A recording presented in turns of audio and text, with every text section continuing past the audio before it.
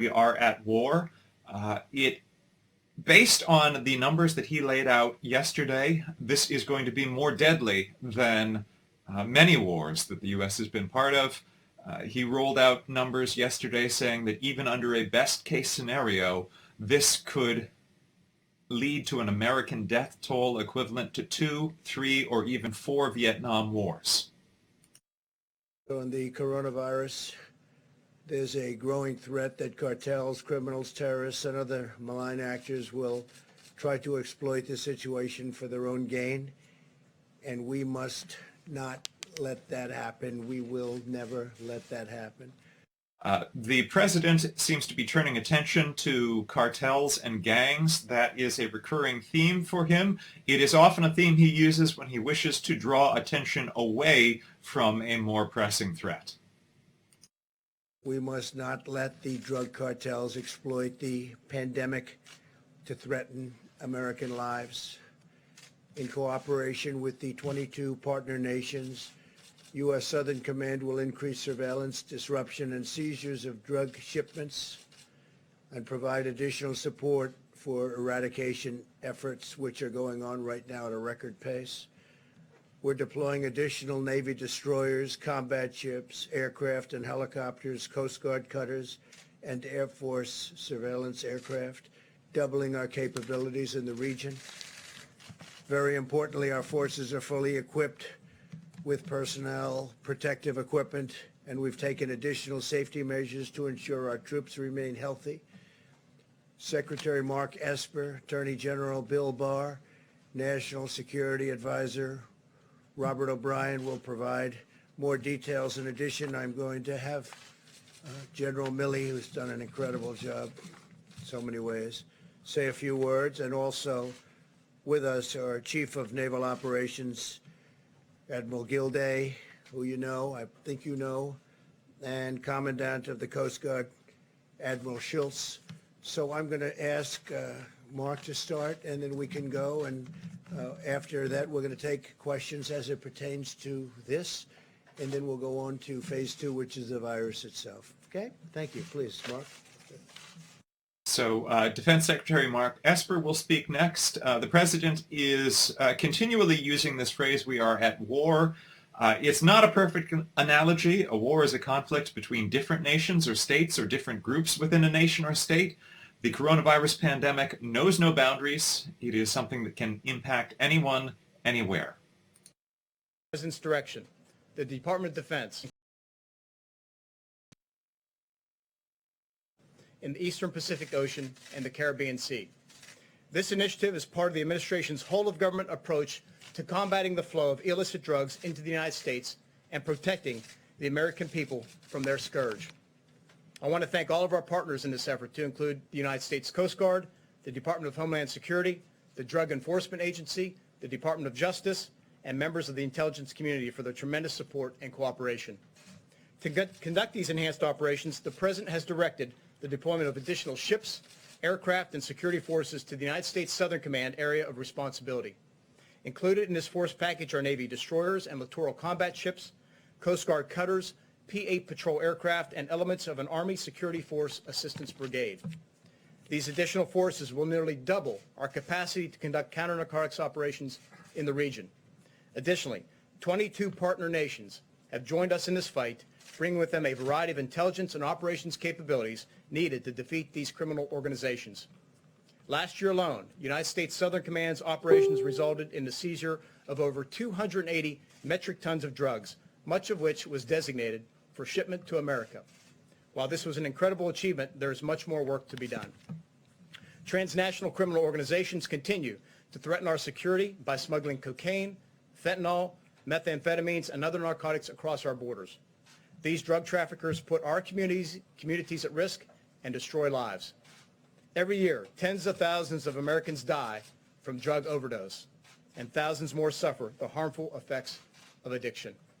Furthermore, corrupt actors like the illegitimate Maduro regime in Venezuela rely on the profits derived from the sale of narcotics to maintain their oppressive hold on power. The Venezuelan people continue to suffer tremendously due to Maduro's criminal control over the country. Drug traffickers are seizing on this lawlessness by increasing their illicit activities. We must do more to prevent these drugs from arriving at our shores. These enhanced counter-narcotics operations that are now underway will further disrupt the flow of illicit drugs to America, deny our adversaries the financial resources they depend on, and build the capacity of our partner nations throughout the region. I want to thank President Trump for his leadership and support to this critical mission. This is honestly a fairly puzzling briefing at this point, because yesterday President Trump was bracing the nation for the fact that we could experience between 100 to 240,000 American deaths from the coronavirus. And this seems to be a direct attempt to pivot away from talking about the coronavirus and to instead focus on a threat from drug cartels. This seems similar to how the president raised false concerns of a caravan coming across the southern border. The real concern right now, the real drug problem that America is facing right now, is a shortage of prescription drugs in hospitals and the lack of any drug that can treat or cure the coronavirus. The CDC reports that in recent years we've seen an annual drug overdose of about 67,000 in the U.S., which is indeed a horrific number, but is dwarfed by the numbers that President Trump was talking about yesterday of, even in a best-case scenario, 240,000 American deaths could be expected from the coronavirus. And we will marshal whatever assets are required to prevent your entry into this country to kill Americans. So right now the Navy has marshaled additional Gray Hull ships from both PACOM and EUCOM and for the Naval Fleet at Norfolk. And they are set sail already, and they are in the Caribbean right now. In addition to that, there's 10 Coast Guard cutters, and there's Special Operations Forces and Security Force Assistance Brigades, along with Air Force reconnaissance aircraft. The bottom line is you're not going to get through. Now is not the time to try to penetrate the United States with illegal drugs to kill Americans. With the United States military, we will defend our country regardless of the cost. Thank you, Mr. President. Thank you, Secretary. Thank you, Mr. President. Thanks for your decisive leadership as we confront this unprecedented challenge posed by coronavirus. And I'd like to thank you for your support for this important initiative, and thank all of the Secretary of Defense and all the services for taking on this important initiative. Obviously, during this crisis, we're all focused above all else on COVID-19. But at the same time, our law enforcement and national security work must go forward, protecting the American people from the full array of threats. For the Department of Justice, one of our highest priorities must remain destroying the Mexican cartels. Their trafficking is largely responsible for the deaths, as we all know now, of 70,000 Americans a year. And also the costs of this don't count the destroyed families, the destroyed lives, the draining of our national treasure as state budgets are crushed by the burden that this narcotic trafficking causes. The President has made clear that we are in this fight against the cartels to win, and that we are not interested in half measures.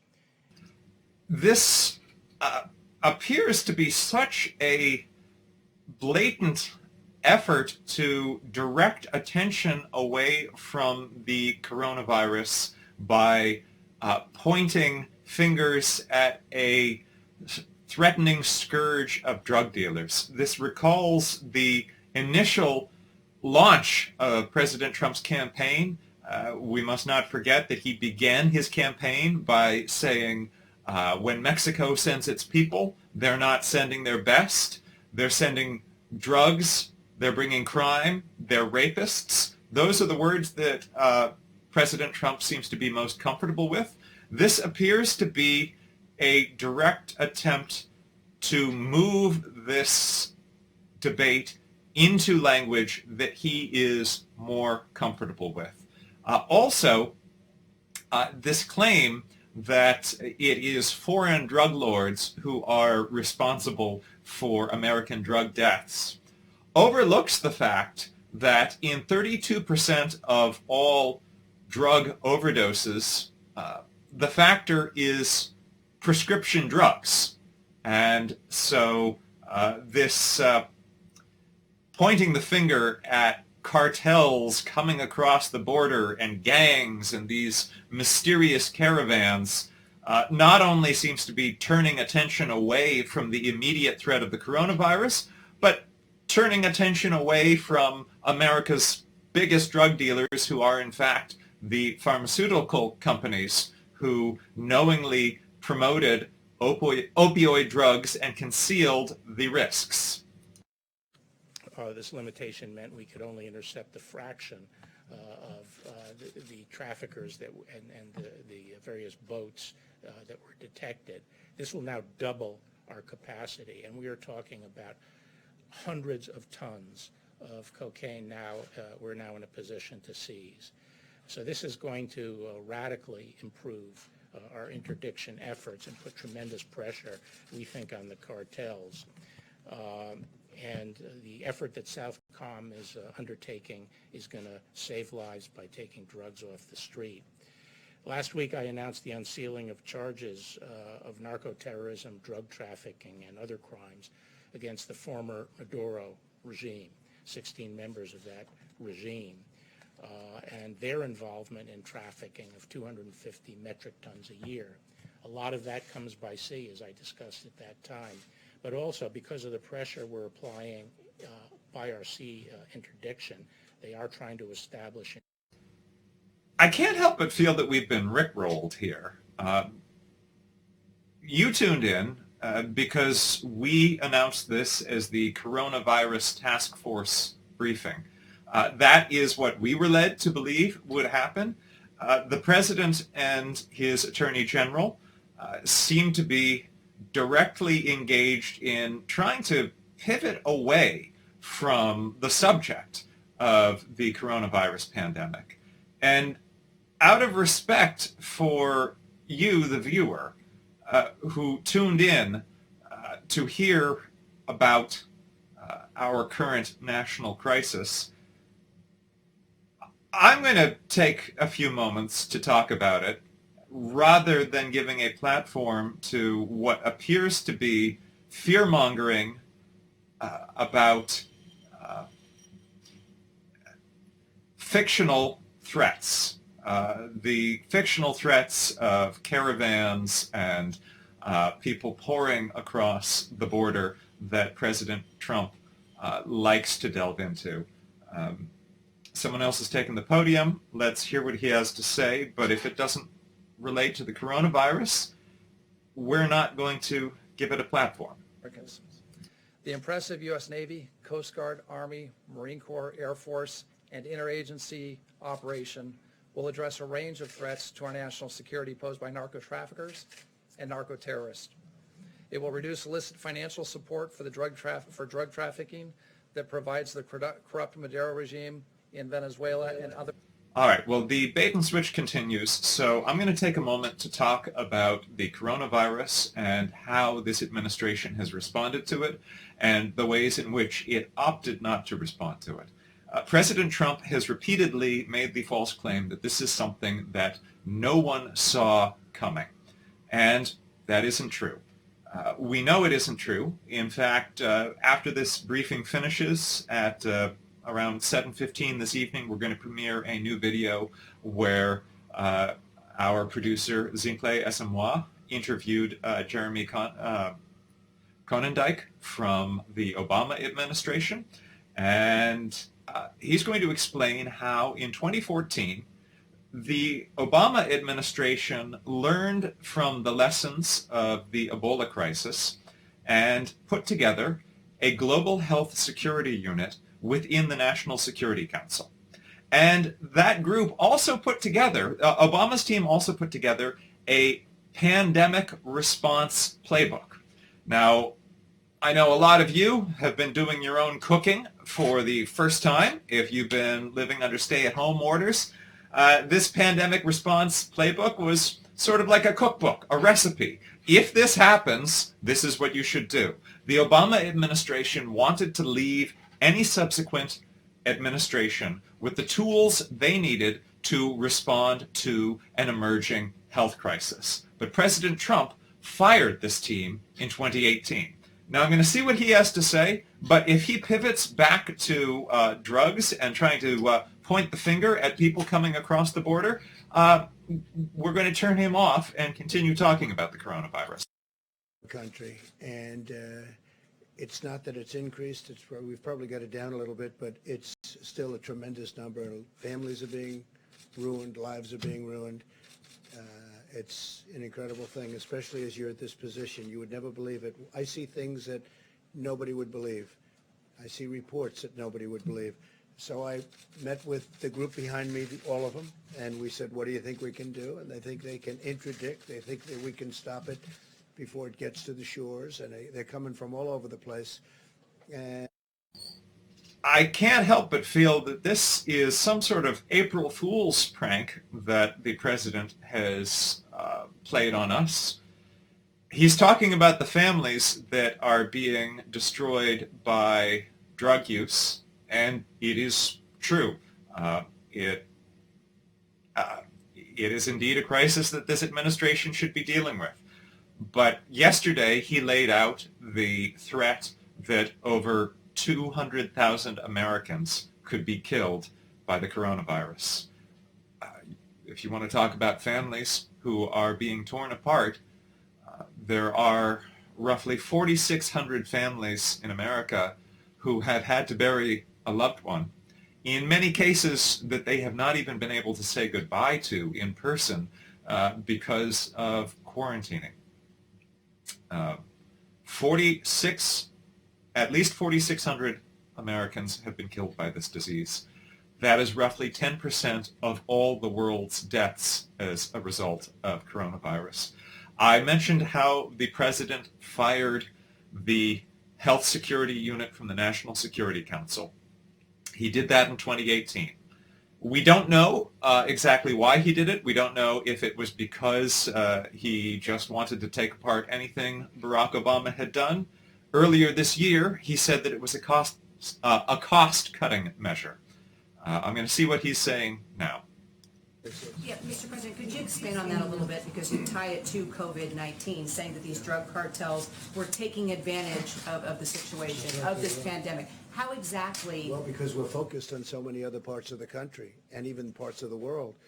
And all of a sudden, areas where we had it clamped down pretty tight.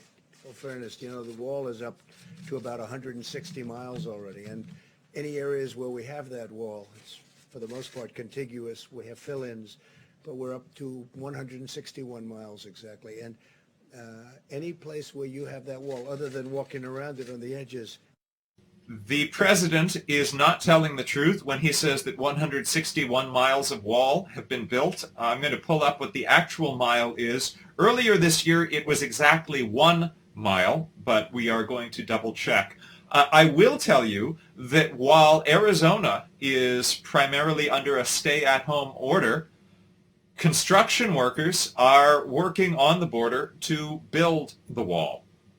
The most recent information that I have, as of February 5th, only 1 mile of new wall had been built. Now, in terms of how a wall could protect us from the coronavirus, it's not entirely clear how it would. Mexico has only a little over 1,000 cases of coronavirus, whereas the U.S. has over 200,000. If anything, Mexico should be seeking to build the wall. In fact, we might have finally arrived upon a scenario where Mexico would be willing to pay for a wall. As long as this April Fool's prank is being played on us, I'm going to see if I can answer your real and legitimate questions about the coronavirus. And we have a question from one viewer who says, is state Medicaid expansion associated with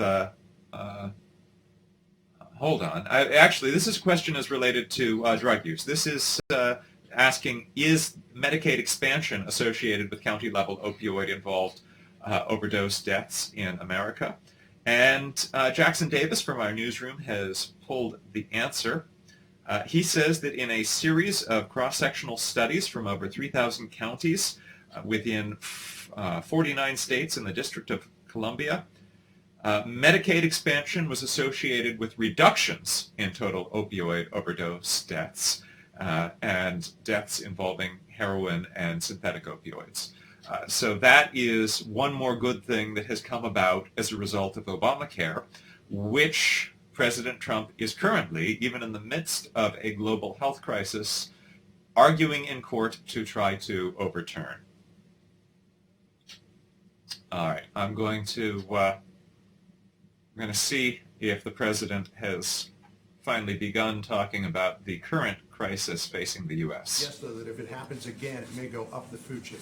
Well, that was a very big response. You know, we knocked out a lot. We looked at, they hit one site, we hit 5 big ones in ammunition sites. You saw what happened, and I won't say how many people were killed, but some bad people were killed, and a lot of them. That was a big response, but this response will be bigger if they do something.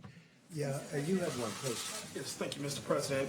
Just going back to your conversation with President Xi, wondering if you received an intelligence report that talked about the discrepancy in the numbers, and if you addressed that with President We have not Xi. received that, but their numbers seem to be a little bit on the light side, and I'm being nice when I say that, relative to what we witnessed and what was reported.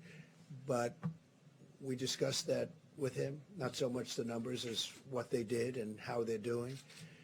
And we're in constant communication with, I would say the biggest communication is myself and President Xi.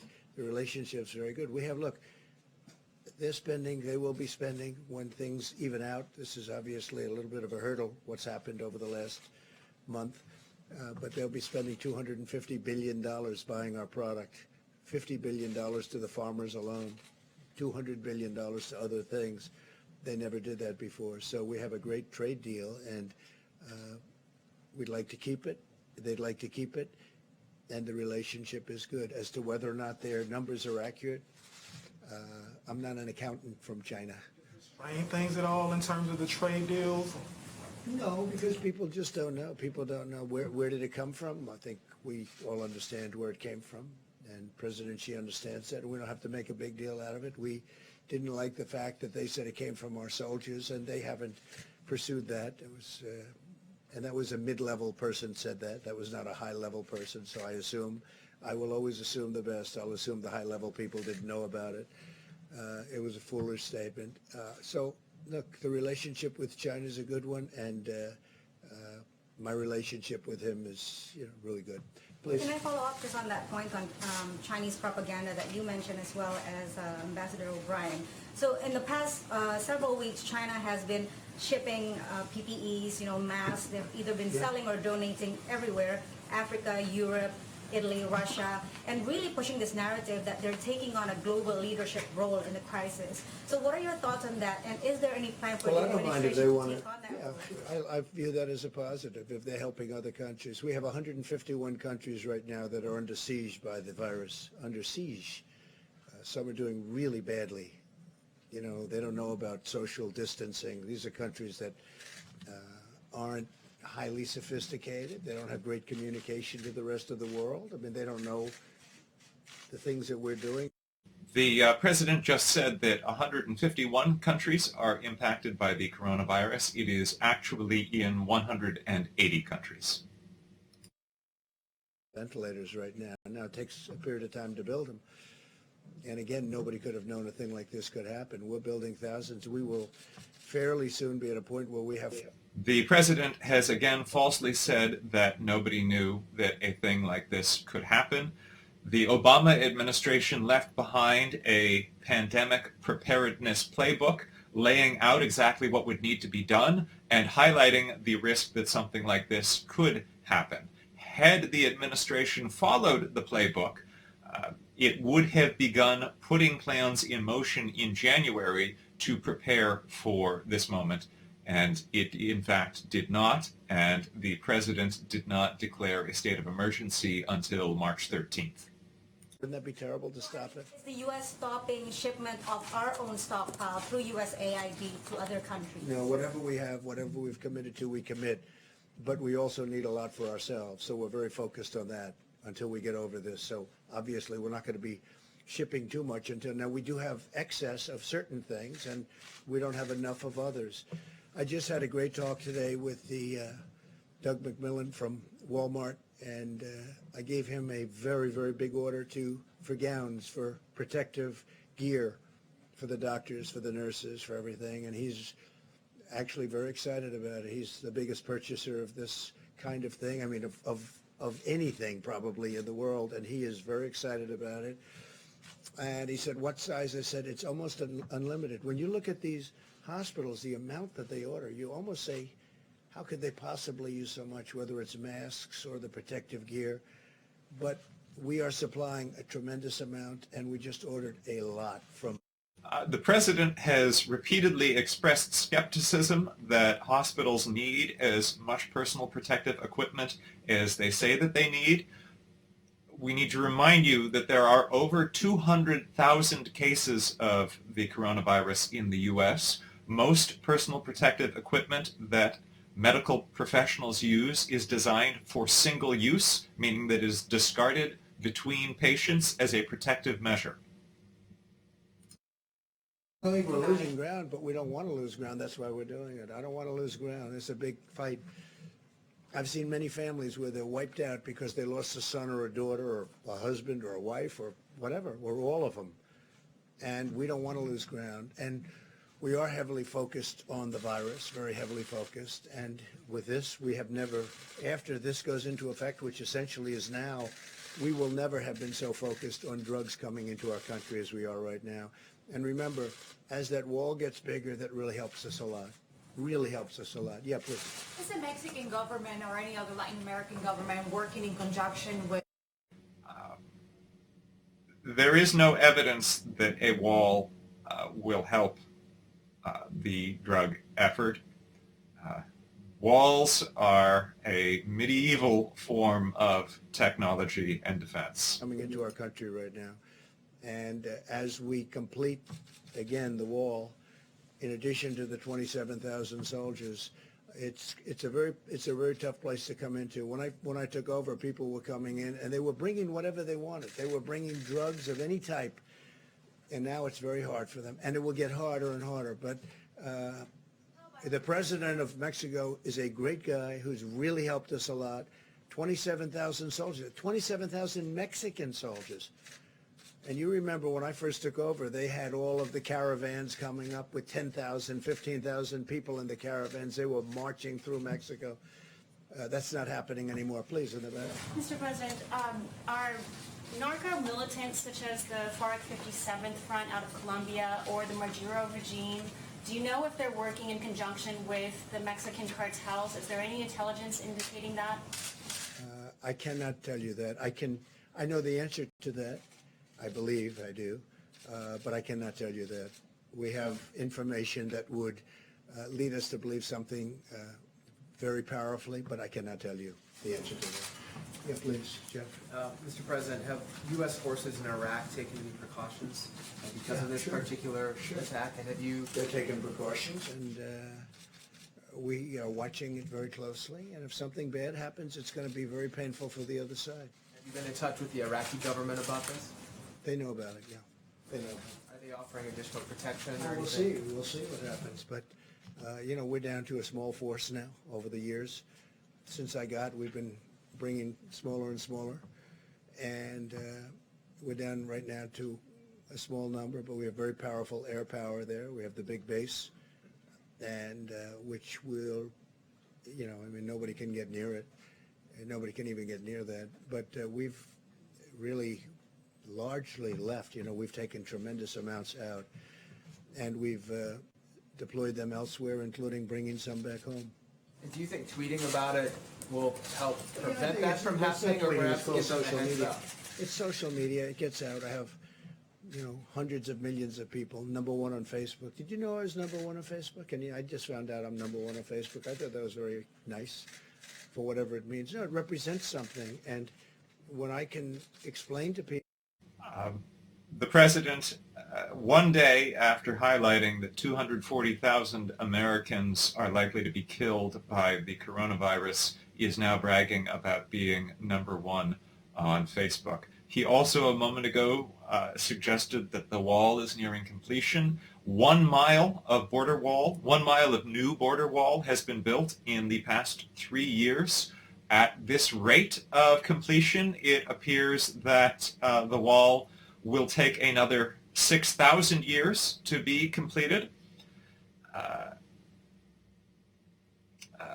Trump also has been using this press conference to stoke fears of, I believe he said, caravans of 10,000 people were pouring across the border. It appears that the largest groups of people that have ever arrived through a group progression has been about 100 or so. In fact, Chad Wolf, the acting DHS secretary, has acknowledged that what Trump has been describing as these migrant caravans amount to, quote, a blip on the radar in terms of people coming to the country. We're getting after it pretty quickly. And will the ship remain fully operational? It is fully operational now. And will remain so? It will remain so. Also, when the president says that he is number one on Facebook, Cristiano Ronaldo has the most fans on Facebook. Thank you, Jackson Davis from our newsroom, from pulling up that stat.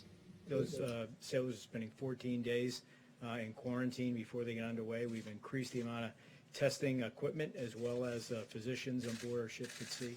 So we've taken additional steps since the beginning of the COVID crisis. Not too many people are going to be getting off at various ports anymore, right? I think we probably have decided on that. You mean civilians? Thank you. No, military people. I'd like to add one thing to that. There seems to be this narrative out there that we should just shut down the entire United States military and address the problem that way. That's not feasible. We have a mission. Our mission is to protect the United States of America and our people. And so we live and work in cramped quarters, whether it's an aircraft carrier, a submarine, a tank, a bomber. It's the nature of our business. But the chain of command has very clear guidance, and I'm confident between the commanding officers and the senior non-commissioned officers that they're taking every reasonable precaution to make sure we practice as best we can social distancing, sanitizing environments, etc., consistent with that mission. And that's what I trust Admiral Gilday, Acting Secretary Mobley, and all the other service chiefs and service leaders to do. And I'm confident we'll do that, because keep in mind, we have a job to do, and we will continue to do it, defend the United States of America. Mr. President, you mentioned the stockpile earlier. The Washington Post reported today that the U.S. stockpile is nearly depleted of PPE. Is that the case? And if so, how are you planning to mitigate because that? we're sending it directly to hospitals. We don't want it to come to the stockpile, because then we have to take it after it arrives and bring it to various states and hospitals.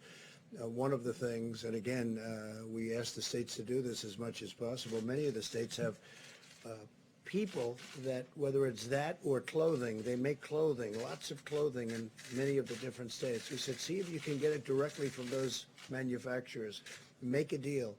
We'll use the Purchase Act if we have to on them. If they won't, by the way, so many people are, the spirit is incredible what they're doing. But we've asked states where they have large manufacturers of different types of equipment to use those local factories, those local plants, and have it made directly, ship it right into the hospitals. We're shipping things right in. We have, as you know, almost 10,000 ventilators, which we need for flexibility. It's a lot. It sounds like a lot, but it's not, because as you see on the board from yesterday, as this scourge, as this plague, as this virus moves, it moves very fast. And we don't know yet whether we're going to need it in Louisiana, in New York, wherever it may be. So we're ready for it. We're totally ready for it. The president is not telling the truth when he says that we are totally ready for it. He's citing the number of ventilators that he has as 10,000. The U.S. Conference of Mayors has found that cities across the U.S. will need at least 140,000 ventilators. Governor Cuomo of New York, the state with the highest number of coronavirus cases, is anticipating needing 30,000 ventilators. The president has not fully invoked the Defense Production Act. He has just talked about how a number of clothing manufacturers are beginning to voluntarily make personal protective equipment for medical professionals. He could be directing all U.S. manufacturers to do that, but he has not done so. Also, as recently as March 16th, he told governors, respirators, ventilators, all of the equipment, try getting it yourselves. And multiple governors have complained that there have been bidding wars between states as each of these governors independently tries to scramble to get the needed equipment. And that is one of the most dangerous things from the federal government not taking the lead. New York Governor Cuomo has said he's been outbid by other states and even outbid by the federal government in his efforts to try to get the equipment needed to face the risk of coronavirus in New York. We're taking precautionary measures to screen them beforehand to make sure that they're not exposed, if you will. Same with the military hospitals that we are deploying, certainly again to New York, Seattle, and other places. But the one thing we got to be careful of is that these are deployable assets. They are unique. So if we want to retain the ability to deploy military doctors, expeditionary military hospitals around the country, we got to preserve and protect them as best we can. That said, we remain completely available to assist as need be, as directed by FEMA, as the Vice President and the President asks us. That's what we commit to do to the American people to help safeguard them and protect them through this virus. So as part of that, will they be seeing coronavirus patients, or will they strictly be seeing other patients and helping them? They could have called upon. I think the best use for them is based on their training and how they're structured and organized is for trauma. We can take the load off of hospitals with regard to their trauma patients, thereby freeing up rooms, and other doctors, particularly doctors who are, respiratory nurses or doctors who deal with infectious disease, to treat those type of patients. So I think it's the best use of our resources. But again, if push comes to shove, we're prepared to do what we have to assist the American people, at the same time preserving the medical capability we need to support our operation deployed forces abroad.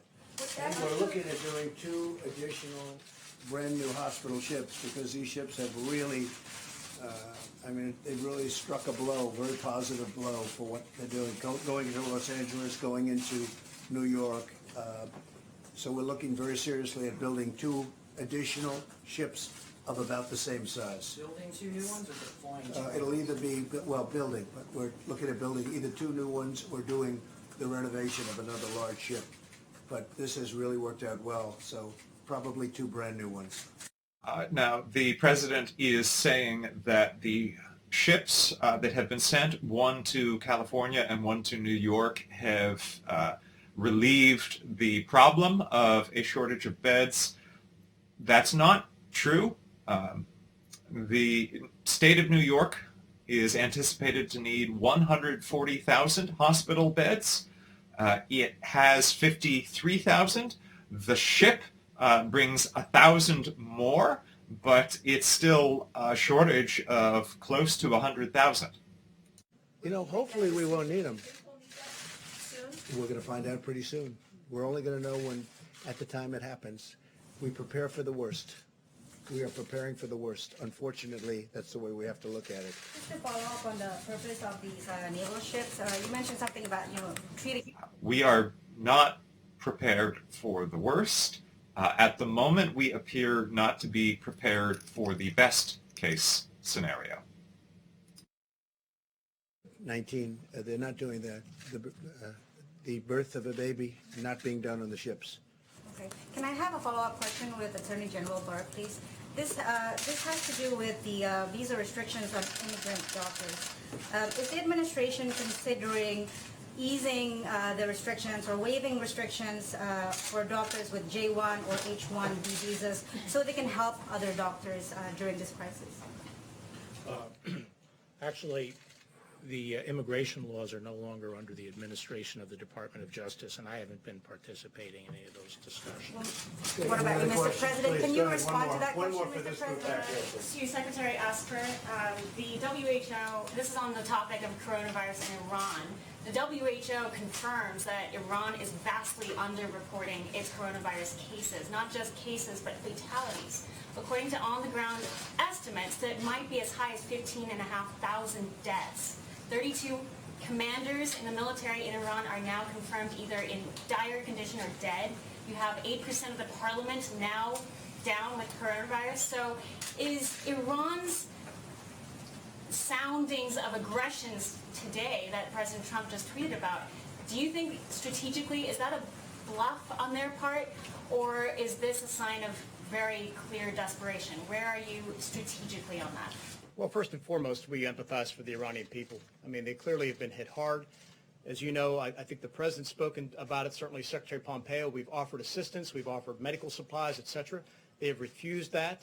I think if the Iranian regime put more interest in terms of taking care of their people in the context of this virus, they would be better served. Instead, the Iranian regime continues to want to spread its malign activities throughout the region. They want to continue to send out the Quds Force and others to cause problems throughout the region. We know that in one way, shape, or form, they're either resourcing, directing, approving, or whatever operations for Shia militia groups in Iraq that are targeting American forces. So I think at the end of the day, again, I feel deep concern for the Iranian people.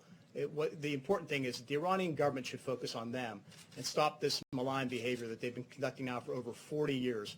I think the entire region, and certainly the Iranian people, would be better off for it. It is worth noting that U.S. sanctions on Iran that have gone into place since the administration tore up the Iran deal have been contributing to the crisis in Iran. We're going to pull a stat on that for you in a moment. I think they're dying to make a deal. Look, their country's in trouble. Their economics are shot. They've got a lot of bad things going. I think they'd like to make a deal. They can get it settled very quickly. No nuclear weapons. No nuclear weapons. They can't have nuclear weapons. It's very simple. Okay, let's let these folks get back to work. Is that okay? Thank you all very much. The president is saying that he is going to prevent Iran from developing a nuclear weapon. Virtually all diplomatic experts will confirm that tearing up the Iran deal moved Iran closer to developing a nuclear weapon, not further from it. To our nation's incredible warriors and military families, spent a long time on the phone with thousands and thousands of families that were hooked in. In order to stop the spread of the virus, some of these families have delayed planned moves to their next duty station. And in other cases, military families are also waiting longer to welcome home their heroes from deployment. There's a tremendous burden to bear, and the families have been involved with us for so long, and they are incredible. Without the families, they couldn't be the great service members that they turned out to be, and they understand that. And I must say, protecting our military families is our top priority. So they understand what's happening with respect to the virus, and they understand it well. They've been fantastic. As Commander-in-Chief, I'm deeply grateful for our service members, their spouses, and their children, whose love, devotion, and sacrifice keeps America strong. To make, procure, and deliver crucial medical supplies to our doctors, nurses, and healthcare workers, my administration is leveraging the might of American manufacturing, supply chains, and innovators across the industry and across every industry. And I just told you about Walmart, and I could tell you about many more. Hanes is making protective gear. And the president is not leveraging the U.S.'s power fully in this respect. He has not fully implemented the Defense Production Act, which would enable him to directly require and direct companies to produce this needed gear. Getting back to Iran for a moment, I just want to point out that Human Rights Watch has highlighted that many nations are reluctant to provide medical aid to Iran out of fear that they will run afoul of the U.S. And international experts agree that the U.S. is actively accelerating Iran's coronavirus crisis due to these sanctions, and that it is leading to a shortage of vital medicines and medical supplies, and that the sanctions have deterred help from other nations that could have helped address the crisis. He asked for some help and got us, did a tremendous job, along with Mike DeWine, the great governor of Ohio, to facilitate a donation of 2.2 million gowns. 2.2 million gowns. Think of what that is, 2.2 million, to the Strategic National Stockpile from Ohio-based Cardinal Health. Cardinal Health, we appreciate it, and they're making much more than that and different types of things.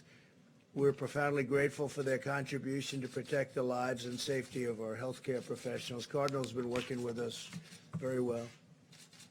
FEMA and HHS formed a historic partnership with the private sector called Project Airbridge to bring supplies from other countries to the United States, including gloves, gowns, goggles, and masks. These supplies will soon be distributed around the country. We have large cargo planes coming in from various parts of the world. Every day, new plane loads are landing in cities such as New York, Miami, Chicago, Los Angeles. Additional flights have been scheduled, and we're adding more and more. And they're actually coming in ahead of schedule. A lot of these flights are coming in with a lot of material ahead of schedule. The amount of usage, the amount of need is something that nobody's ever seen before. We are getting so much, but no matter how much we get, they seem to use it up very quickly. More than 17,000 National Guard personnel have now been activated all across our country. On Tuesday, the Vice President sent a letter to the governors calling on them to have plans in place to use the National Guard to move medical supplies from warehouses to hospitals. So a lot of times we'll deliver supplies to a warehouse in a state, someplace in New York or in New Jersey or in Connecticut or wherever it may be, and they're having difficulty getting it moved. So what we're doing, if we don't bring it directly to the hospital, is we've authorized, it was a special authorization, the National Guard to go into that facility and to move it for the state. So the National Guard is moving a lot of this equipment and medical supplies into a hospital or into an area where it's needed by the state. The president's talking about the role of the National Guard. I do want to point out that the first military death of a U.S. service member from coronavirus was reported in New Jersey, a National Guard member over the weekend. Americans do not despair. We do not give in to fear. We pull together, we persevere, and we overcome, and we win. This week, every American heart is joined with the people of New York as they continue to bear the brunt of the pandemic. To every New Yorker, please know that we are by your side. I love New York. And every day we will be with you.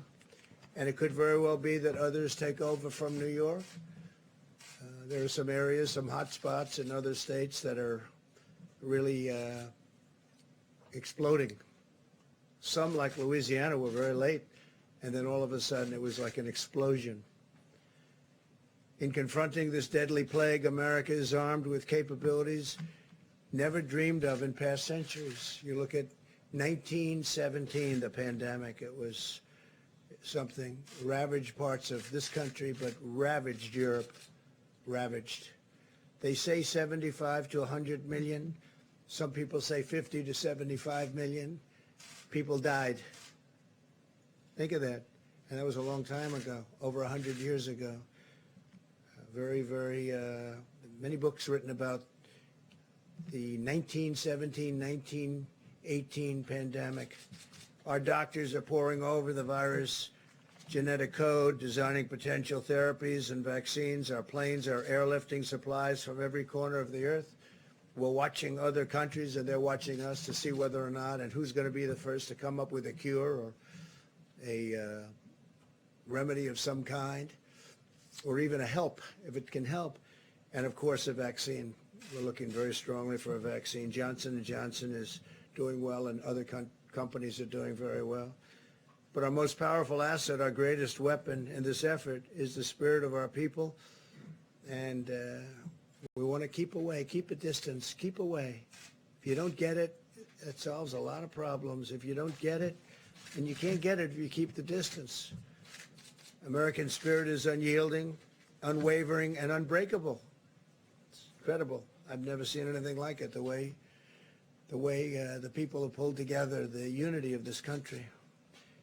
So together we're going to win this war, and the sooner we do, the sooner we can begin to rebuild, and we're ready to rebound and return to normal lives. We went from the best economy in the history of the world, the best economy that this country has ever seen, the best employment numbers we've ever had, 160 million people working, almost 160 million, to a point where the professionals came to me and they say, sir, you're going to have to shut the country down. I said, what? Now, the president is again falsely saying that a month ago we were experiencing the greatest economy ever in history. While the economy was good for many people, more jobs were created in the last 3 years of Obama than in the first 3 years of Trump. President Trump had promised a 4% GDP growth. It averaged 2.5%. Which is lower than under either President Reagan or President Clinton, while the stock market did hit record highs before the latest drops. It grew at a faster rate under both Obama and Clinton. And adjusting for inflation, real wages, which for most Americans is the most important metric of the economy, real wages have actually been declining in recent years. It takes a long time, and they're going to have a hard time reopening. So we're asking for going back to deductibility, where corporations can buy and corporations can go out to lunch and they pay and they get a deduction on what they eat. They get a deduction on the bill, and same with the entertainment. It's going to bring a lot of people back. I think it'll open up the restaurant business. People forget that years ago they had that, and when they got rid of it, when they ended it, for whatever reason, but they ended it, many, many restaurants went out of business. Many entertainment-type facilities went out of business. And now's a great time to bring it back.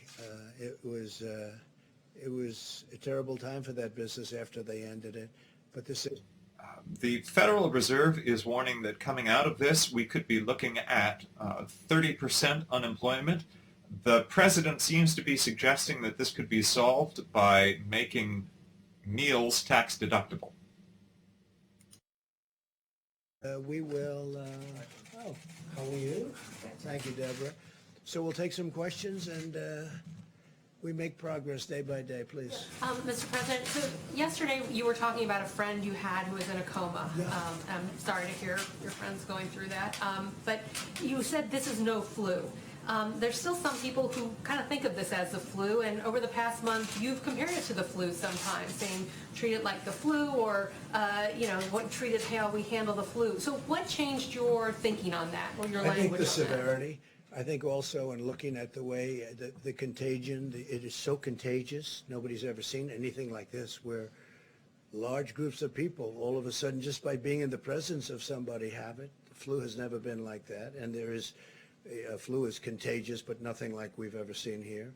Also, the violence of it. If it hits the right person, and you know what those stats are, if it hits the right person, that person's in deep trouble. And my friend was the right person. When you heard about that with your friend, was that a turning point? Yeah, well, not a turning point. No, before that I knew how, because I'm seeing numbers and I'm seeing statistics that are, not exactly very good. So, but it hit him very hard. He's strong, a very strong kind of a guy, but he's older, he's heavier, and he's sort of central casting for what we're talking about, and it hit him very hard. I've never seen anything like it. Yeah, John? Mr. President, and maybe... The president was just talking about how much worse this is than the flu. The president previously had repeatedly compared this to the flu. On February 26th, he urged people to think of this as the flu. On March 4th, he told Fox News that he did not believe that this was deadlier than the flu. He's talking about a friend who he says is in a coma, and my heart goes out to him and to anyone who has a friend who's suffering from this. It is worth noting that he has a history of falsely telling stories about friends who have experienced things, and those friends don't always exist. But how do you make that calculation as to whether or not you keep the industry afloat or your risks spreading contagion? That is a calculation that we're looking at right now. We're looking at it very strongly. Please. So let me follow up to that, Mr. President. Not every governor has issued a stay-at-home order. All of you have made it very clear how important it is to stay home, that we are in a dire situation here, and that's how you stop the spread, is staying home. Sure. Why not take the power out of the hands of the governors and you just issue a stay-at-home order for every state in this country? States are different, and I understand that Governor of Florida, great governor, Ron DeSantis, issued one today, and that's good, that's great. But there are some states that are different. There are some states. The president has repeatedly, at the same time that he has attacked the governors of Washington, New York, and Michigan, who have taken some of the most proactive actions to combat the coronavirus, he's repeatedly praised Governor Ron DeSantis. Ron DeSantis was condemned by the board of the Miami Herald for refusing to close down businesses, for keeping beaches open, for encouraging spring break to go through as planned, and numerous health officials have sounded an alarm that that Florida spring breakers have brought the virus back home to them. I do want to point out, Ian McKenna from our newsroom has confirmed that indeed President Trump does have a friend who is in a coma, and our heart goes out to him, as it does to everyone who is suffering from this disease. Incredibly, we're building hospitals all over the country. We're building hospitals right now at a rate that has never even been contemplated before. They're mobile hospitals, but they're really not mobile. I mean, they're incredible structures. But we're building many hospitals. Louisiana, New Jersey, New York, we just finished a massive hospital complex. And we also have medical. It is false whenever the president says that the actions we're taking now have never been contemplated before. As I had said earlier, the Obama administration had left behind a pandemic preparedness playbook, which President Trump discarded, and which called for these types of actions, which are now belatedly being taken. The whole thing. So, and we may have some recommendations. Second question on economics. Just with oil prices are very low. Yeah.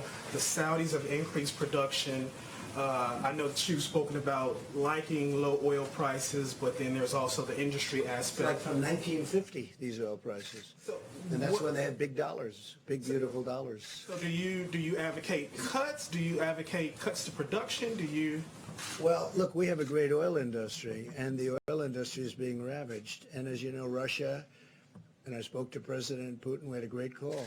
Russia, Saudi Arabia, I spoke with the Crown Prince, so we had a great call. But I think that they will work it out over the next few days. If you ask me, I think it's too simple not to be able to. They both know what they have to do.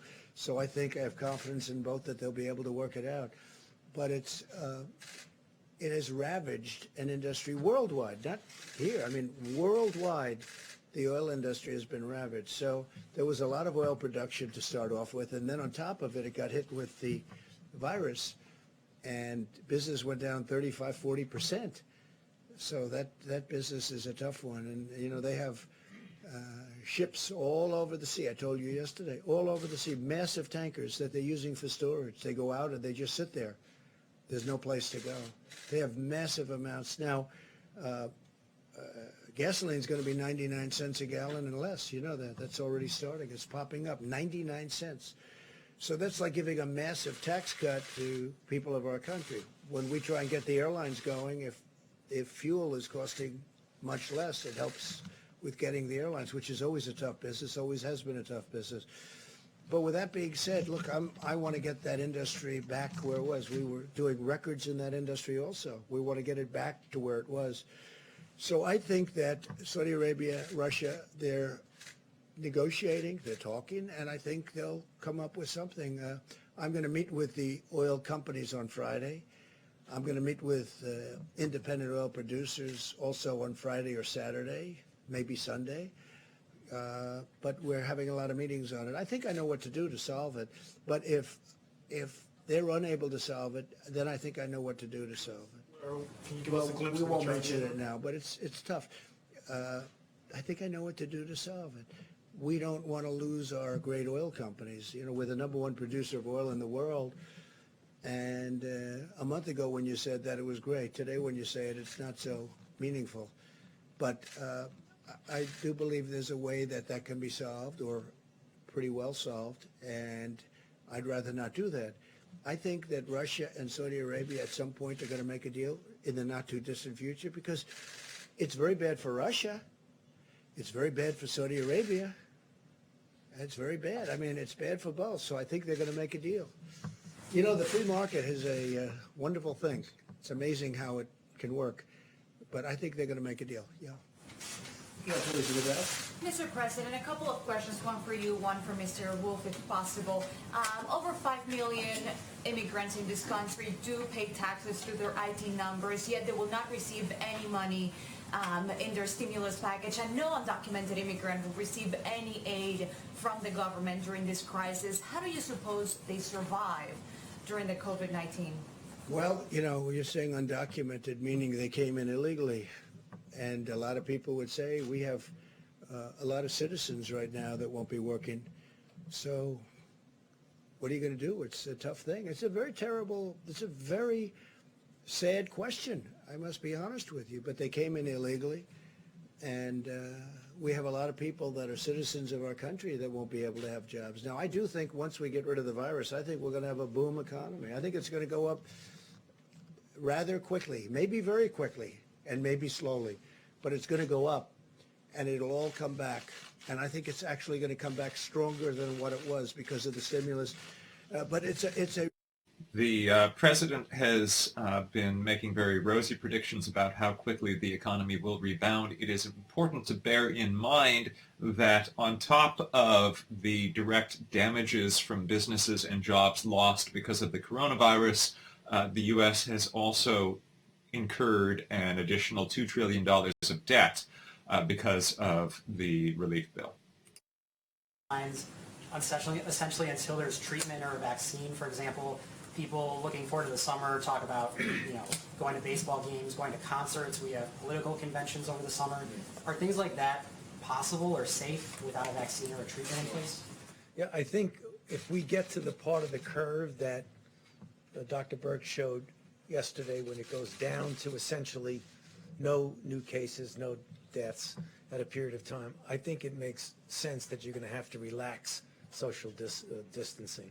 The one thing we hopefully would have in place, and I believe we will have in place, is a much more robust system to be able to identify someone who's infected, isolate them, and then do contact tracing.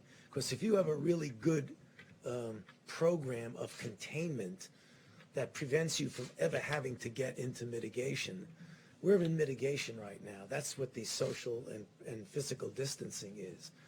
The ultimate solution to a virus that might keep coming back would be a vaccine. In fact, I was on the weekly conference call with the WHO-sponsored group of all the health leaders in the world who are dealing with this. And we all came to the agreement that we may have cycling with another season. We'll be much better prepared. We likely will have interventions. But the ultimate game changer in this will be a vaccine, the same way a vaccine for other diseases that were scourges in the past that now we don't even worry about. And Tony, how are they doing with the vaccines, Tony? I mean, the vaccine is, as I said, it's on target. We're still in phase 1. There were 3 doses that we had to test. We've been through the first 2 doses. We're on the highest dose now. When we get that data, it'll take a few months to get the data to feel confident to go to the phase 2. And then a few months from now, we'll be in phase 2. And I think we're right on target for the year to a year and a half. And do you don't mind me asking, you and Dr. Birx, have either of you received threats of any kind, or have you been given a security detail, given that you've been out here every day on camera speaking? Well, I mean, anything that has to do with security detail, I'd have to have you refer that question to the Inspector General of HHS rather than my answer that. Can I follow up on testing? He doesn't need security, everybody loves him. Can I follow up on testing? Besides that, they'd be in big trouble if they ever attack. You know, he was a great basketball player. Did anybody know that? He was a little on the short side for the NBA, but he was talented. He won a game, I read the story, he won a game that was unwinnable against a great team, and his whole team said, we can't beat this team, and he went in and they won the game, right? That was a couple of years ago, but A few years ago. the head never changes. The attitude never changes. Could I ask Dr. Fauci? Yes, please. I know he loves being up behind the podium. He so does. much. Like pulling teeth, like going to the dentist. I don't want to hit you with everything that's coming along, but a lot of people who are watching television today heard from a researcher named Dr. Jacob Granville, who's come up with a potential antibody therapy that he has given to USAMRIID. Just wanted to know if you know anything about this, what you might be able to tell people at home about it who've seen it. You know, John, I don't know specifically this individual what they're doing, but I can tell you there's a lot of activity that is centered around a passive transfer of antibodies in the form of convalescent plasma. One, the number is to get immune globulin that you precipitate out of the plasma, and another is monoclonal antibody. It's based on the same principle of if you have a protective antibody, passive transfer of that could provide not only protection prophylactically, but also treatment. This is an old concept. In fact, immunology was born decades and decades and decades ago with the concept of giving passive transfer of serum to an individual to protect them from an infection. So I wouldn't be surprised if he and a number of other people are pursuing this. It's the right thing to do. Can I follow up on antibody testing, please, Dr. Fauci? At what point can we as a country expect there to be a widespread antibody testing so we know exactly what we're dealing with here, as well as other questions such as, when can people who are deemed to be healthy donate blood, for example? Okay, so when you talk about antibody testing, there are a couple of things that you want to do. You want to find out if someone has been infected and whether or not they're going to ultimately wind up being protected. Antibody testing right now is not the first thing on our priority. It's something that we need to do is testing to see if someone is infected. It is very important ultimately to be able to get a feel for what the penetrance of the infection was in society for a number of reasons. You get a better feel of what the impact has been, but also you get a better feel of what the herd immunity would be. So I can foresee in the future that when we get the facility, which we'll have for sure, I mean, ultimately you can get a test that could do this reasonably easy, and do the kind of what we call serosurveillance study. This is very analogous that Dr. Birx and I were talking about that a lot. And that is back in the day when she and I were both doing the HIV/AIDS issues back when we first discovered the virus in '83 and we had an antibody test in 1985.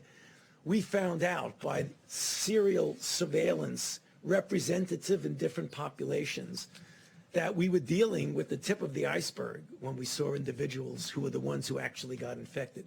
It gave us a really good feel for how many people were infected, how many are doing well, and how many are getting ill.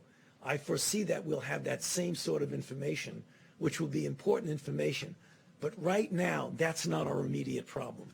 Not your priority, but can you give a sense of whether it will happen this year? Let me just follow up with that, because I think, as I discussed before, I just want to thank all the epidemiologists and scientists out there who worked with us over the last 4 weeks on models. They really, many came forward and really supported us. Right now we're in talks with a whole series of universities. We have the most brilliant scientists in the world in our universities in state after state. Some of them public health universities, some of them basic science. All of them have received NIH grants for HIV or other development of assays in the past. I've talked to a lot of them over the last few days to really ask them to develop these simple ELISA tests that could be used rapidly in their healthcare centers, because immediately it's easy to do. We've all developed ELISAs. So in a day or two after development, they could screen their entire hospital. I think that would be very reassuring to the healthcare workers who have been on the front line. We worry about them every day. And so I've really called on every university and every state to develop ELISAs. You can buy the antigens and the controls online and really work to test entire healthcare communities in your states and support them that way. At the same time, we worked in sub-Saharan Africa on what we call dry blood spots. So we're looking at, could you use that in a community while we work on the point of care test, where you just dot blood onto this paper, and then that can go into the lab and be analyzed. That would allow us to look in nursing homes and other long-term care facilities immediately. And then finally, we've reached out to the developers of the rapid test, the ones who developed it for malaria, the ones that developed them for HIV. It's exactly the same concept and process, to ask them to rapidly develop these tests, because I think we owe it to the frontline healthcare providers, not only to provide them RNA tests, but many of them have been on the front line now for 4 weeks, may have become exposed. We now know there's asymptomatic. And I think really being able to tell them the peace of mind that would come from knowing you already were infected, you have antibody, you're safe from reinfection 99.9% of the time.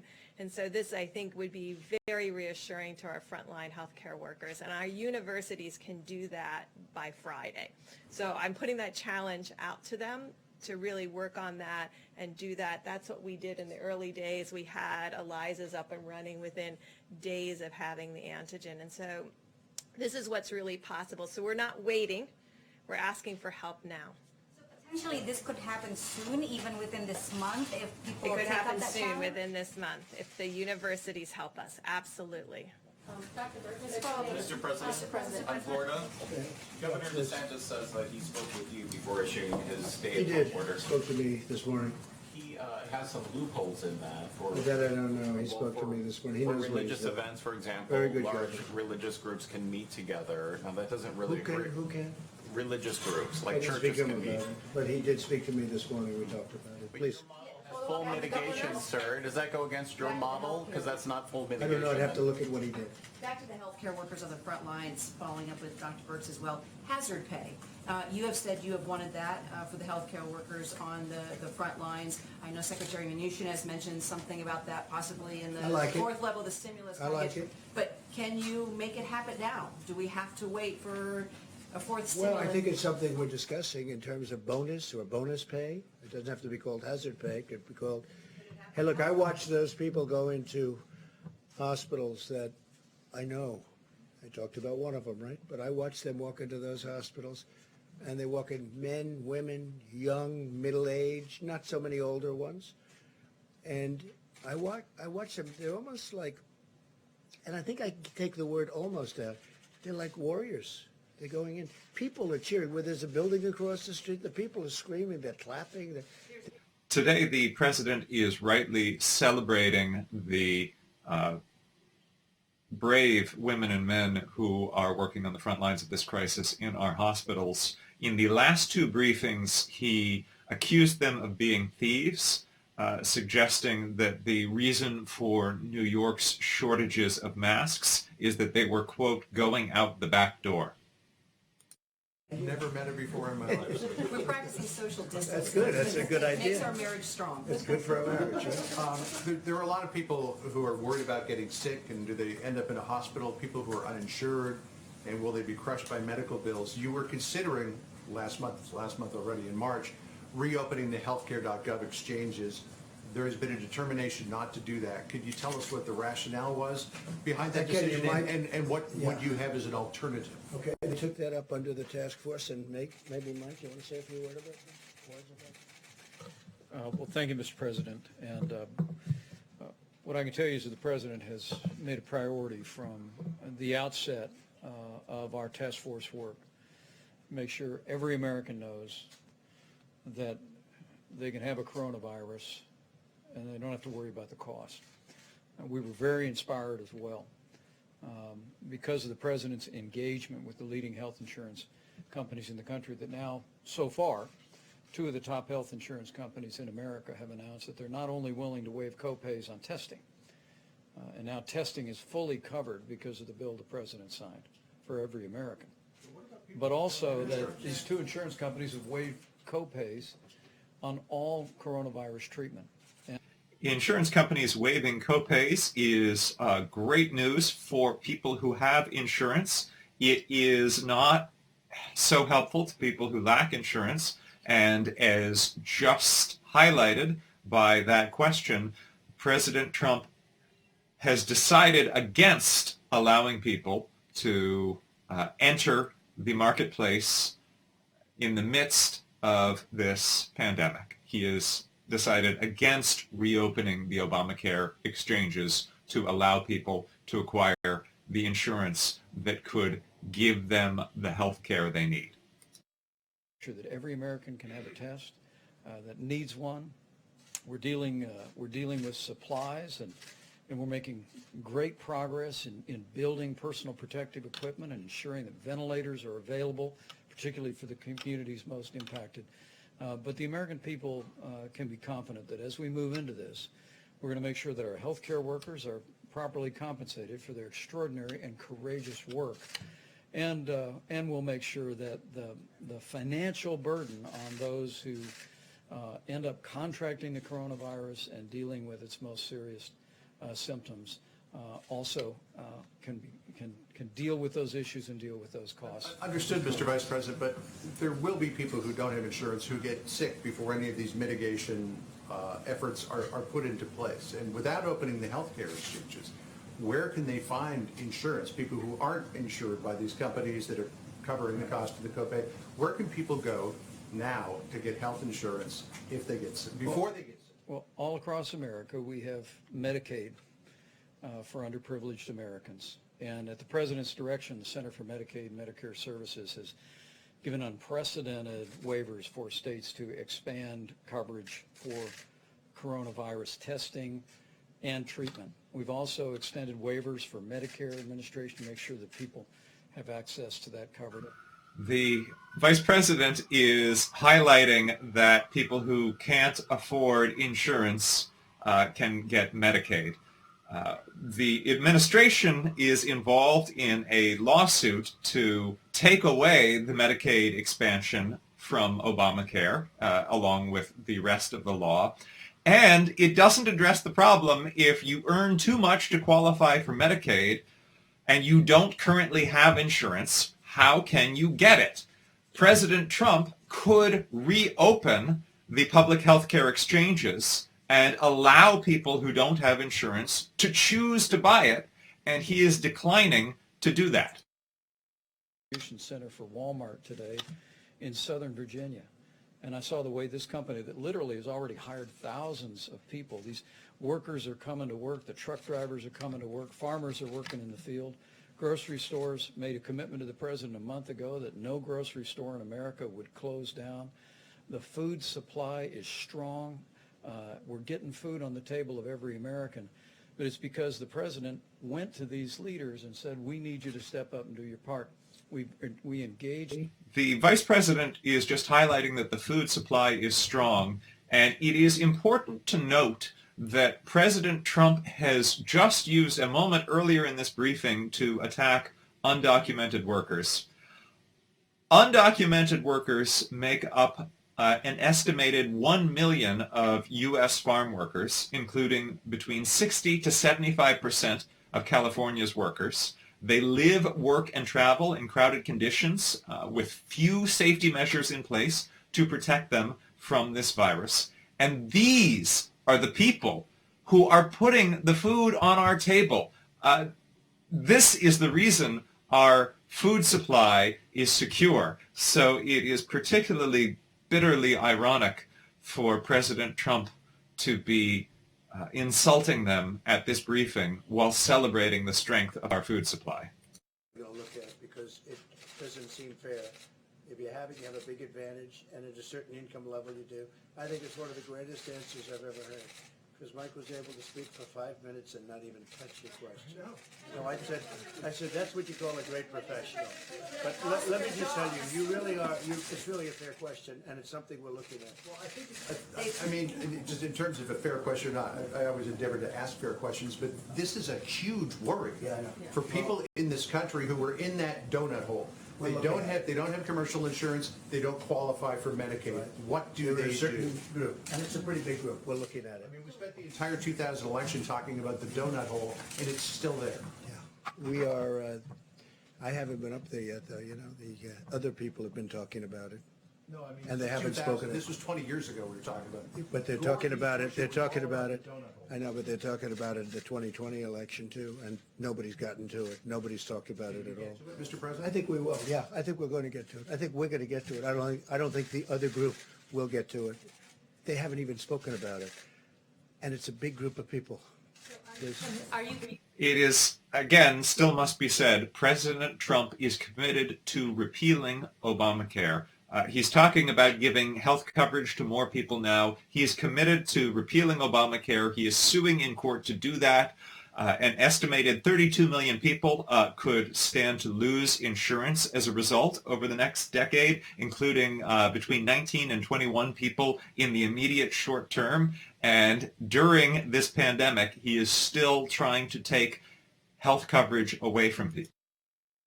You know, it's way back. We're way pulled back, but we will have spent $8 trillion in the Middle East, and yet our roads are in bad shape, our bridges, our tunnels, bad shape, and we're going to be the talk of the world again soon.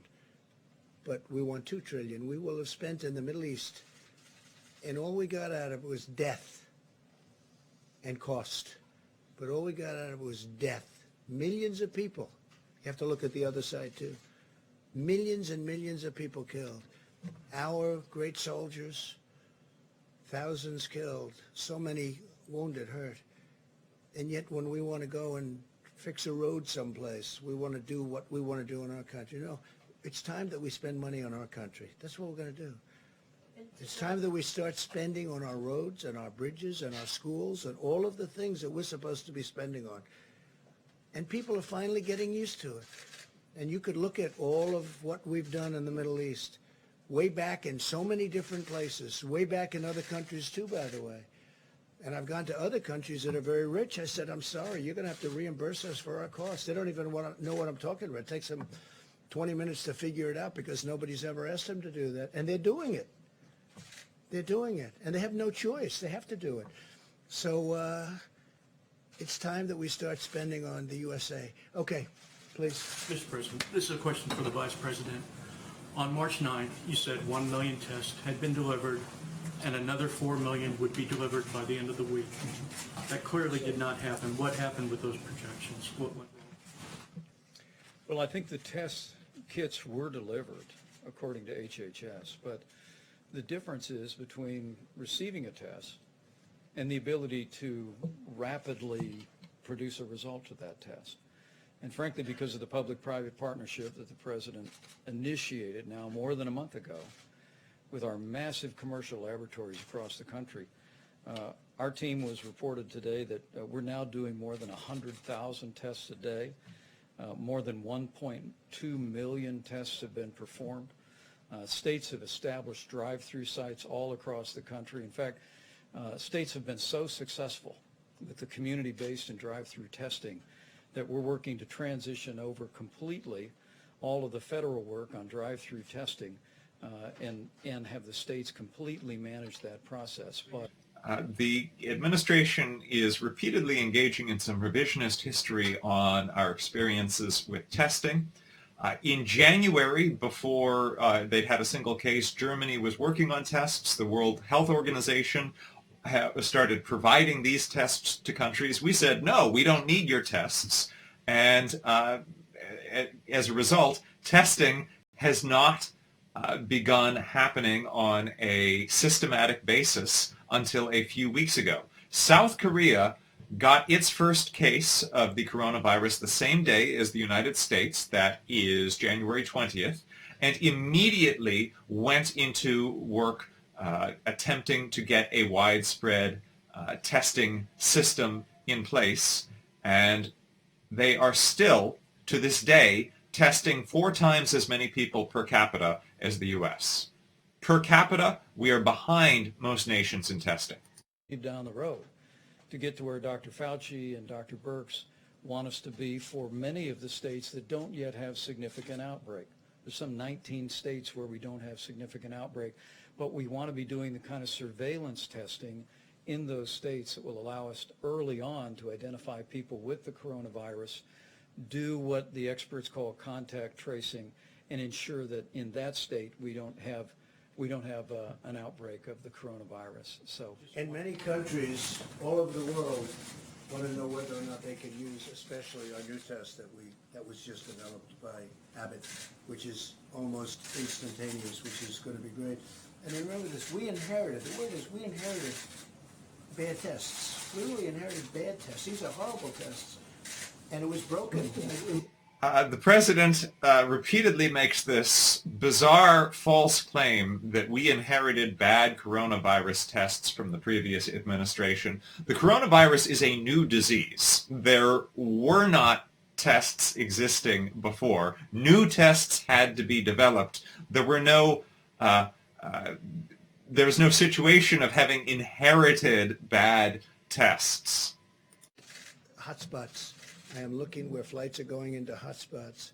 Some of those flights I didn't like from the beginning, but closing up every single flight on every single airline, that's a very, very, very rough decision. But we are thinking about hotspots where you go from spot to spot, both hot, and we'll let you know fairly soon. What about rail travel? A similar thing. We have trains going back and forth, and people don't think of trains, but we do a lot of transportation business. It's a very big decision to do that. And we're pretty late in the process from the standpoint that this is starting. You're going to start seeing, I think, over the next couple of weeks, you're going to start to see us hit a top and start coming down. So we'll make those decisions. Those are very, very big decisions from the standpoint of the future of our country. In a way, in the future of our country. We have to get our country back. We have to start moving again. We have to start working again. They're doing tests on airlines, very strong tests for getting on, getting off. They're doing tests on trains, getting on, getting off. But when you start closing up entire transportation systems and then opening them up, that's a very tough thing to do. There continues to be a lot of public confusion about the use of masks. What is the The White reuse. I love the sterilization of the masks. So, Ohio company, you can sterilize the N95. You can sterilize that mask for up to 20 times. Think of that, up to 20 times. We're throwing them out, and they're very expensive masks. They're throwing them out. And I kept saying, one of the first questions I asked to Dr. Fauci, I said, why aren't they sterilizing or cleaning the mask? Because I didn't, was it my thing? They are not actually very expensive to make. They can usually be purchased for a few cents, but the price has gone up.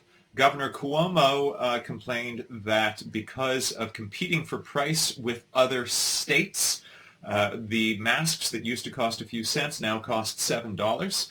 Also, I just wanted to swing back to the president's claim that we are doing millions of tests. We are not doing millions of tests. As a total, we have only just topped the 1 million mark in the past 2 days. On a conference call on Monday, both Republican and Democratic governors said that they could not increase the number of tests performed because of a shortage of supplies to perform the tests. Republican Governor of Maryland, Larry Hogan, said, quote, "We are flying blind." The testing number seems to have hit a bottleneck with only 100,000 tested per day in the past 7 days. And the number of tests performed have actually gone down in the past 2 days. This may be because of a shortage of swabs and other materials needed to perform the test. Social distancing. There was a pastor of a mega church in Florida over the weekend who held services that were attended by several hundred people. So my question to you is, should pastors be holding services in the middle of this pandemic? And even if they do, should Americans be going to Well, church? my biggest disappointment is that churches can't meet in a time of need. You know, this is really a great time for churches to be together, for people to get together on a Sunday or whenever, any day, and meet. And yet, if you do that, if you do it close, you're really giving this invisible enemy a very big advantage. So it's the biggest, I think the single biggest disappointment is you can't, one of the reasons I said, wouldn't it be great just to pick a date, as, you know, I called it aspirational. And now, the question was about Pastor Rodney Howard-Browne, an evangelical megachurch preacher who insisted on holding megachurch services in Tampa Bay. He falsely claimed that he had machines that would kill coronavirus the moment people walked through the doors. The sheriff had him arrested, saying that he had jeopardized the health of hundreds of his parishioners and thousands of other people that they were exposed to. This Pastor Howard-Browne had been a guest at the White House, had been invited by President Trump to perform blessings on the president, and it seems highly likely that it is Trump's history of dismissing the risk of the coronavirus that has led many conservative figures to treat it as not a real threat. Now, there was just a question about the use of scarves in place of masks. Trump says that they are highly recommended and that a scarf can be better than a mask, depending on the material. The CDC says that home care personnel might use a homemade mask, but for the care of patients with COVID-19, only as a last resort. Homemade masks are not considered PPE or personal protective equipment, and their capability to protect is unknown. A broken economy, under which conditions would you consider suspending U.S. sanctions? Well, look, we have to talk to them. I think we could work out a deal with Iran very quickly. All they have to do is call. I just think that, you know, they're proud people, and the leadership is proud. They're proud, like all of us. We're proud. You people are proud. They're having a hard time picking up the phone, or they're having a hard time setting up the meeting. But they could fix their country pretty easily. And we don't want hostility. But if they are hostile to us, they're going to regret it like they've never regretted anything before, as per today's statement. But all they have to do is call or have somebody call. You know, there are channels where we can deal very easily. The president is talking about the situation with Iran. It is important to note that the president is solely responsible for tearing up the Iran deal, which all experts believe was successfully preventing Iran from developing a nuclear weapon. Diplomatic experts believe that Iran has become closer to developing a nuclear weapon because of the deal being torn up. But the president's sanctions on Iran right now are contributing to the rise of a death toll in Iran from coronavirus. Human Rights Watch has pointed out that many nations are reluctant to provide aid to Iran out of fear of running afoul of the U.S., and that these sanctions are leading to a shortage of medical supplies. Domestic violence. A number of groups have raised concerns that the longer people are stuck at home, the more domestic violence cases there are going to be. Do you share? The president also, and I'm sorry I was talking when it happened, he was asked about firing President Obama's Global Health Security Unit, which had been part of the National Security Council. They would have been the ones to have seen this threat coming. President Trump just now denied that he fired them, saying that it was a false story, and then moved on to another question. He previously bragged about firing them in February, and it is on tape. He said that he got rid of them as a cost-saving measure. All of a sudden, a husband's told that he doesn't have a job anymore and he's got no money. And that brings drugs into it. That brings suicide into it. It's a terrible thing. We have to get our country going again. We did the right thing. We had no choice. We did the right thing. Other countries tried to use the herd or the herd mentality. It's just, something that doesn't work. If you look at, just to say, I heard Sweden gave it a shot, and they saw things that were really frightening, and they went immediately to shutting down the country. We did the right thing, and we did it early. And we stopped other people from coming into our country early. But no, that's a cost. I've been talking about that. People say, what are you talking about? But you'll have that. You'll have domestic violence. You'll have violence.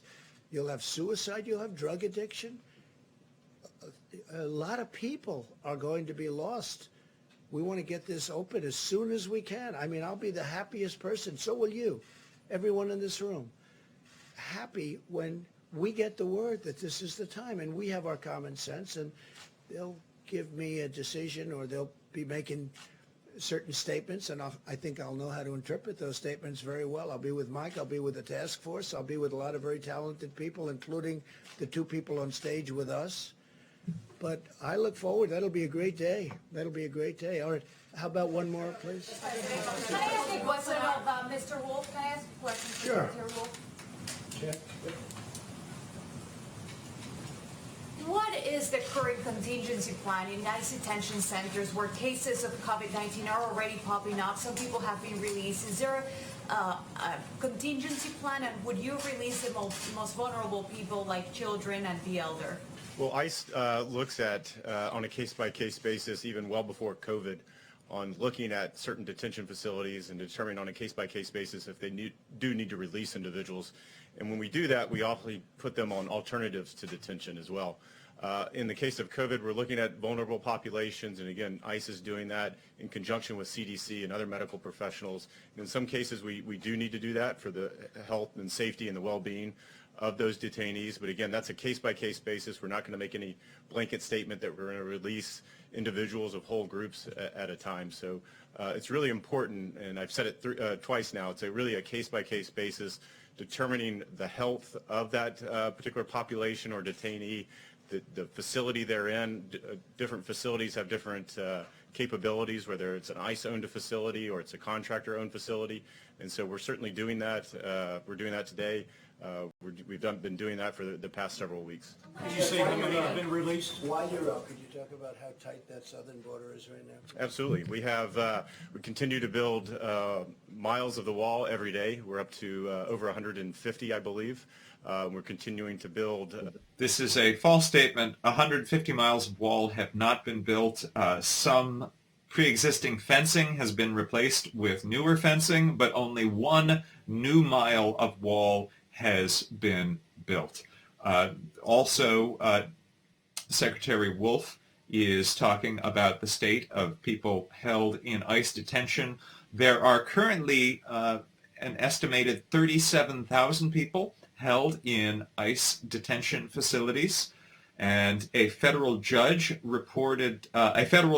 ordered the immediate release of multiple immigrants in government custody earlier this week, saying that it would be unconscionable and possibly barbaric to keep the chronically ill detainees in jails where they could be exposed to the coronavirus. There has already been a problem, an existing problem, with people dying in U.S. custody.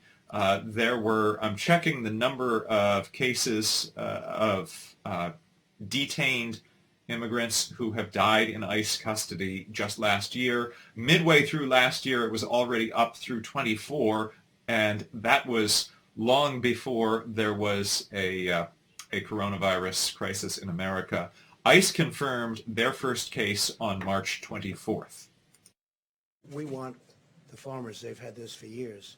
We want the farmers to be able to get the people that have been working those farms for years, or we're not going to have farms. So they're going to come in, and they're going to be given a certain pass, and we're going to check them very, very closely, especially over the next month.